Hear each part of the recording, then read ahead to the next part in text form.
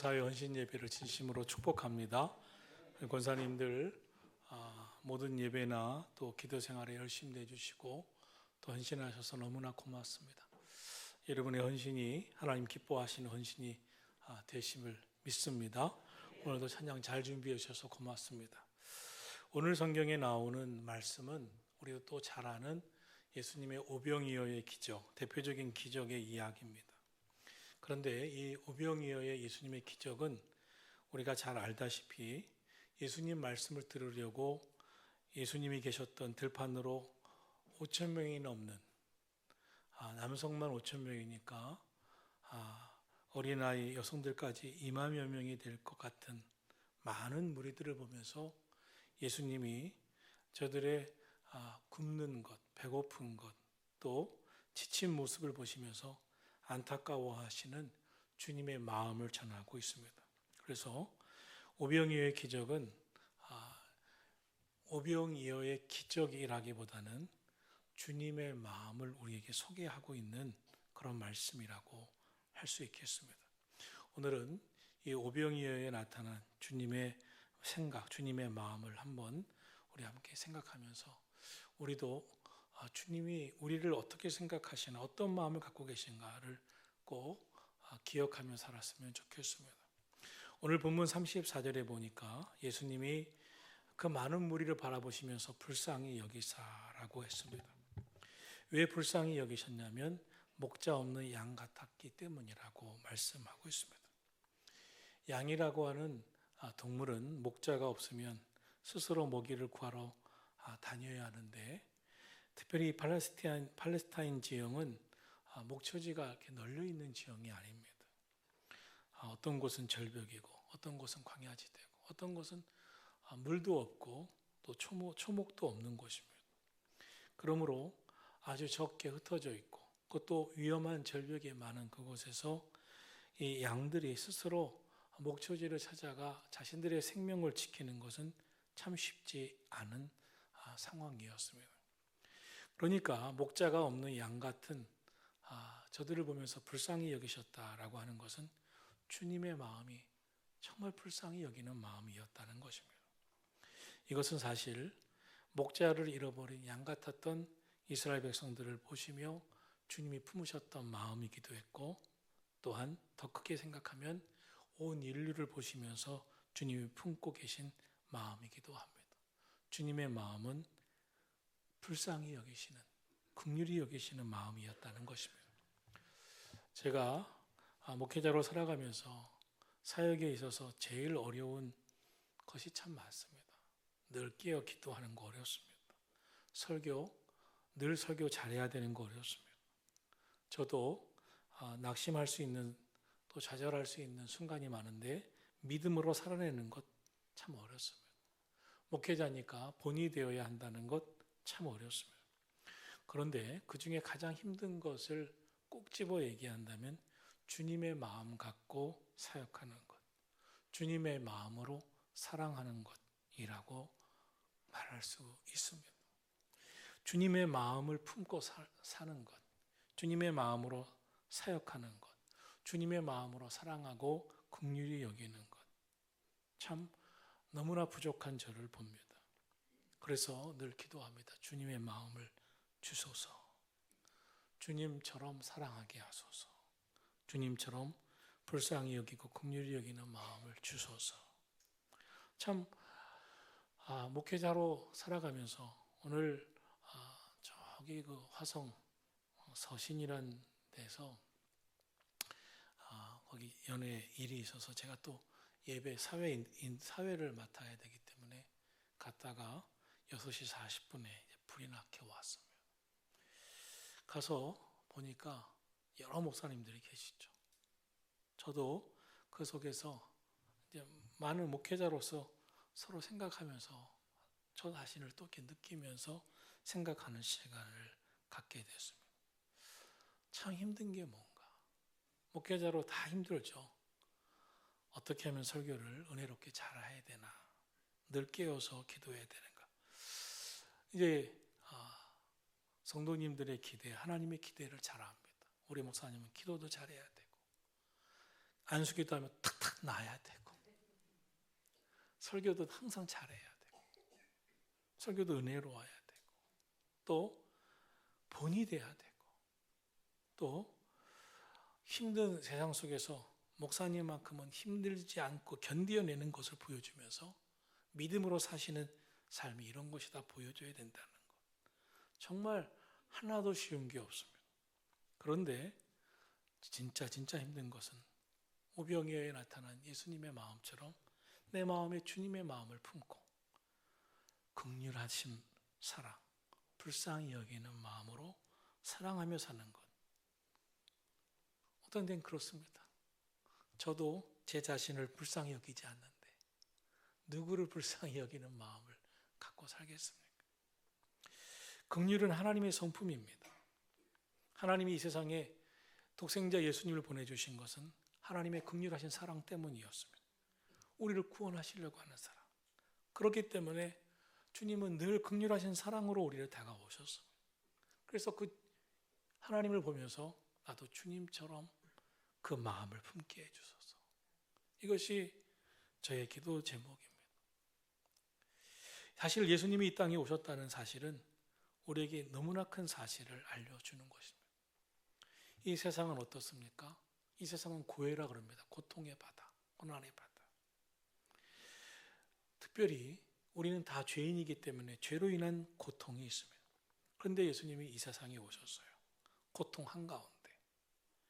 모든 사람들이 죄로 인하여 고통당하는 이 한가운데 예수님이 오셨습니다. 그것도 죄가 없으신 예수님이. 죄가 없으신 예수님이 온갖 죄인들에게 수모를 당하시면서 고통을 당하시기 위해서 오셨습니다. 죄가 없으신 예수님이 죄인을 구원하시려고 스스로 죄인의 형상이 되셔서 대신 가장 극심한 고통의 십자가를 짊어지셨습니다. 이것은 주님께 긍휼의 사랑이 없다면 정말 불가능한 것이었습니다.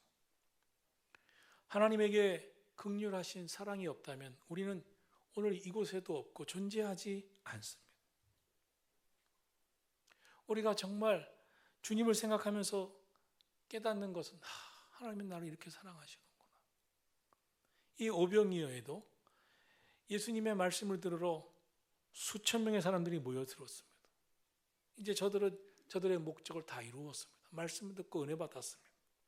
그러면 잘 가시오라고 하면 되실 것인데 예수님은 그들을 보면서 너무 불쌍히 여기셨어요. 얼마나 배가 고플까? 얼마나 힘들까? 이것이 저 같은 목회자들이 또 우리 크리스찬들이 주님께 배워야 할, 그리고 주님으로부터 배워서 우리 마음에 품어야 할 마음이겠죠. 주님의 사랑. 주님은 지금 사랑의 눈으로 백성들을 보고 계셨습니다. 주님의 마음은 사랑입니다. 긍휼입니다. 오병이어는 보리떡 5개와 물고기 2마리로 5,000명을 넘는 사람을 배불리 먹이고 또 풍성하게 했다는 것, 이런 표면적인 기적 속에 나타난 예수님의 사랑을 우리에게 전하고 있는 겁니다. 주님의 마음이 긍휼히 여기는, 불쌍히 여기는 사랑으로 가득 차 있으셨다. 너희도 주님의 마음으로 사랑하면서 살라는 것입니다. 사랑하신 성도 여러분, 사실 저는 목사로서 늘 죄송한 마음이 있습니다. 모든 성도님들에게 사랑합니다, 사랑합니다, 사랑합니다 해야 되는데 전 잘 못합니다. 그래서 죄송합니다. 그러나 제가 한 가지는 꼭 말씀드릴 게 있습니다. 여러분, 하나님은 여러분을 사랑하십니다. 주님은 여러분을 사랑하십니다. 그래서 이 땅에 우리를 구원하기 위해서 오셨고, 오병이어의 기적도 그 사랑 때문에, 그 긍휼하신 은혜 때문에 우리에게 보여주신 것입니다. 사랑의 눈으로 백성들을 보고 계신 예수님은 제자들에게 이렇게 말씀하십니다. 37절에 이르시되 너희가 먹을 것을 주거라. 제자들은 무리를 다 보내서 저들이 가지고 있는 것으로 촌과 마을로 가서 무엇을 사 먹게 하자고 제안을 합니다. 지극히 합리적인 제안입니다. 머리 좋은 빌립은 요한복음에서 이들을 다 먹이려면 200데나리온의 떡이 필요합니다. 그러니 각자 흩어져서 자기들이 사 먹든지 만들어 먹든지 하는 게 합리적입니다. 우리가 돈이 있었들 이 2만 명이나 되는 사람들을 어디서 구해다가 먹이겠습니까? 매우 합리적인 이야기를 전합니다.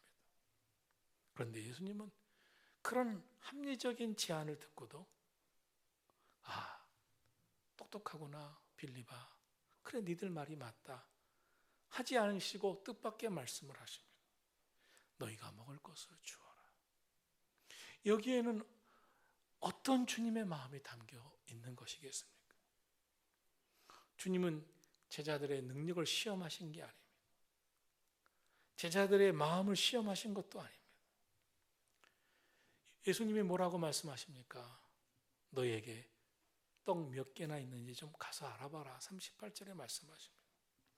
그리고 알아보자 어린아이의 도시락 보리떡 5개와 물고기 2마리가 있더이다 라고 제자들이 전합니다. 여러분, 사실 주님이 제자들에게 하셨던 것처럼 너희가 먹을 것을 주어라, 너희가 이 일을 감당해라, 이렇게 사역해라, 이렇게 주의 일해라, 이렇게 봉사해라, 이렇게 헌금해라, 이렇게 헌신해라, 우리 다 할 수 없습니다. 저는 사실 저는 여러 번 간증했지만 참 어렵게 성장을 했습니다. 그런데 목회를 하다가 하나님이 마음 주셔서 개척을 했습니다. 또 하나님의 은혜로 성전을 이렇게 건축했습니다. 또 하나님 마음 주셔서 새로운 성전을 기도했습니다. 왜 나일까? 연약한 나일까? 저는 늘 그런 기도를 하나님 앞에 묻고 또 묻습니다. 예수님이 네가 해라. 왜 나입니까? 왜 나예요, 하나님?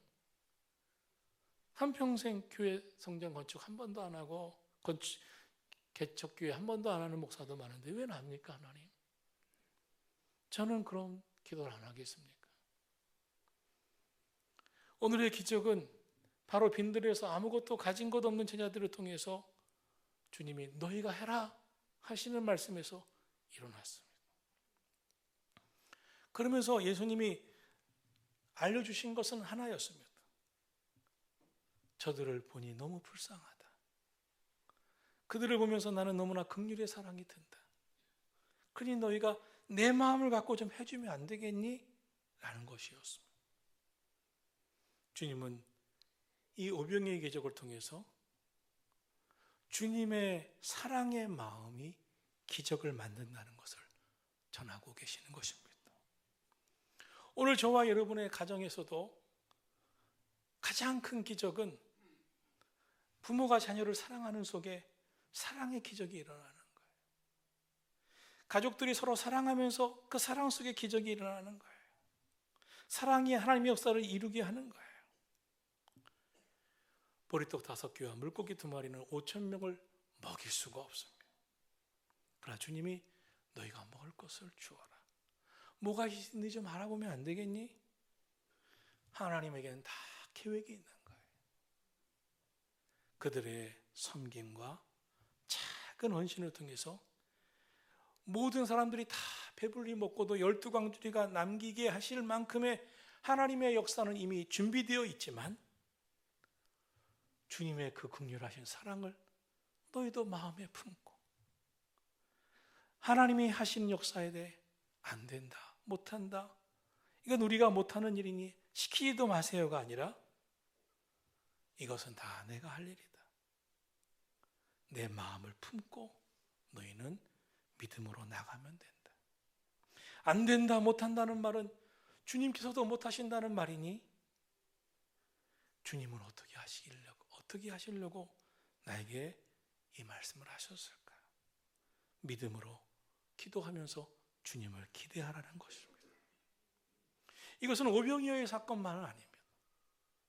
오늘 저와 여러분의 삶 속에 내 생각과 주님의 생각은 때때로 너무나 다를 때가 있습니다. 그러나 이 오병이어에 담겨진 주님의 마음은 항상 명심해야 됩니다. 주님은 우리를 사랑하신다는 거예요. 우리를 긍휼히 여기신다는 거예요. 주님은 나보다 능력이 많으시다는 거예요. 내가 할 수 있는 것, 그것이 아니라 놀라운 역사를 준비해 놓고 계시다는 거예요. 그러므로 나의 연약함과 부족함 때문에 주님이 하실 일을 오해하거나 내가 부족하고 연약하기 때문에 주님도 못하신다고 하거나 할 것이 아니라 오히려 내가 약할 때, 그때가 강함이니라. 그때 오직 주님만 바라보리라. 주님 바라보고 나는 오직 믿음으로 순종하며 나아가리라. 그러면 주님이 역사하실 줄로 믿습니다. 보리떡 5개와 물고기 2마리는 이름 없는 어린 아이의 것이었습니다. 여러분, 어른도 아니고 아이, 그것도 한 아이의 도시락이 무엇은 도움이 되고 무슨 능력이 있겠습니까? 그러나 그 어린아이의 마음, 그 어린아이의 도시락을 주님께로 인계하는 제자들의 마음, 주님이 너희가 먹을 것을 주라고 하시는 그 말씀을 그대로 받아들이고 할 수 있는 것, 그것까지만 주님께 인계해드린 그 마음을 보시고 주님은 보리떡 5개와 물고기 2마리를 들고 하늘을 향하여 축사하기 시작하십니다. 주님은 축사하시는데 그때부터 나누기 시작하자, 떼어주기 시작하자 기적의 현장이 되었습니다. 사랑하신 성도 여러분, 오늘 나의 부족함과 환경의 연약함 때문에 좌절하지 마시고 주님만 바라보기를 축원합니다. 주님의 마음을 내 마음에 품고 이 오병이어 속에서 전하고자 하시는 주님의 마음을 품고 내가 너희를 사랑한다, 너희를 긍휼히 여긴다, 내가 너희와 함께 할 것이다, 너희의 작은 노력을 내가 복되게 사용해서 그 기적을 일으킬 것이다, 축복할 것이다, 너희는 작은 것, 그것을 수고하지만 하나님은 놀라운 축복으로 역사할 것이다. 이 주님의 마음을 깨닫고 우리 믿음의 한 걸음 한 걸음 나아가시기를 예수님의 이름으로 축원합니다.